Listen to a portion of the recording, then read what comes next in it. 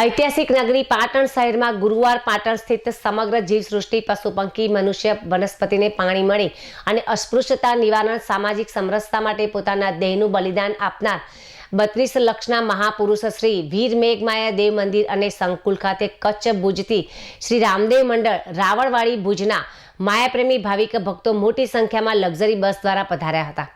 महिलाओं, वडीलो, युवानों ने बाळको सहित तमाम भाविकोए भक्तिभाव, सादगी અને શિસ્તનો અનોખો પરિચય આપ્યો હતો। આ ભાવિકો અગાઉ કચ્છ ભુજ નિવાસી પૂર્વ મામલતદાર ડી.કે. રાજપાલ દ્વારા મંદિર અને સંકુલની મુલાકાત લઈ આ પવિત્ર સ્થાન વિશે માહિતગાર કરાયા બાદ અહીં શ્રદ્ધાપૂર્વક દર્શનાર્થે પધાર્યા હતા।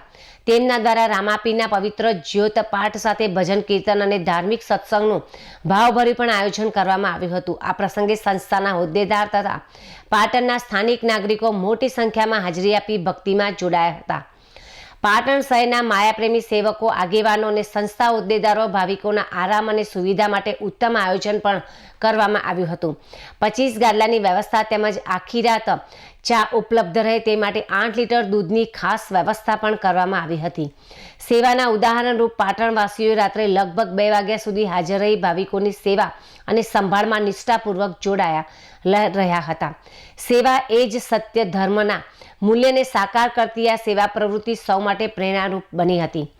આ અવસરે સંસ્થાના હોદ્દેદાર ચેતનભાઈ સાલવી સરાઈ તેમજ આગેવાન મહેશભાઈ સુતરિયા શિવમ સોસાયટી, પ્રવીણભાઈ એમ સોલંકી બગવાડા તેમજ હસમુખભાઈ ડી સોલંકી, અનિલભાઈ ડી કે સોલંકી તેમજ કિરીટ પી પરમાર, સંજય બી પરમાર, ઉત્તમભાઈ પરમાર મણુંદવાડા તેમજ મનોજભાઈ સિયોલા સરાઈ, જીતેન્દ્રભાઈ જાદવ સરાઈ, દુખવાડા નારણભાઈ મકવાણા, હર્ષદભાઈ પાટણકર તેમજ હર્ષદભાઈ કેશણી, પરેશ ઝાલા સરાઈ, પાટણ સહિતના અનેક સામાજિક કાર્યકરો હાજર રહી સેવા કાર્યમાં સહભાગી બન્યા હતા। શ્રી વીર મેઘમાયા દેવ મંદિર અને સંકુલ ખાતે સંકળાયેલા ચેતનભાઈ સાલવી દ્વારા જણાવાયું હતું કે મંદિર ખાતે દિવસ દરમિયાન ઓફિસ કાર્યરત રહે છે અને બહારગામથી આવતા ભાવિકોને જરૂરી માર્ગદર્શન તથા સુવિધાઓ ઉપલબ્ધ કરવામાં આવે છે।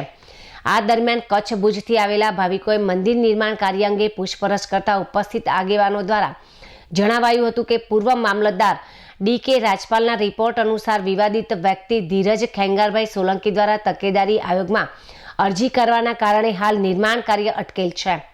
તાજેતરમાં ભાજપ પ્રદેશ પ્રમુખ જગદીશ વિશ્વકર્મા દ્વારા અહીં મુલાકાત દરમિયાન મંદિરના ફેઝ 2ના નિર્માણ કાર્યને ઝડપથી શરૂ કરવા માટે આશ્વાસન આપવામાં આવ્યું હતું। હાલમાં ચાલી રહેલી ગુજરાત રાજ્ય સ્થાનિક સ્વરાજ્યની ચૂંટણી બાદ નિર્માણ કાર્ય ફરી શરૂ થવાની સંભાવનાઓ વ્યક્ત કરવામાં આવી રહી છે। આ સમગ્ર પ્રસંગે પાટણ શહેરમાં ભક્તિ, સેવા અને એકતાનું અનોખું દ્રશ્ય નિર્માણ પામ્યું હતું, જે શહેર માટે ગૌરવ અને પ્રેરણાનું પ્રતીક બન્યું છે।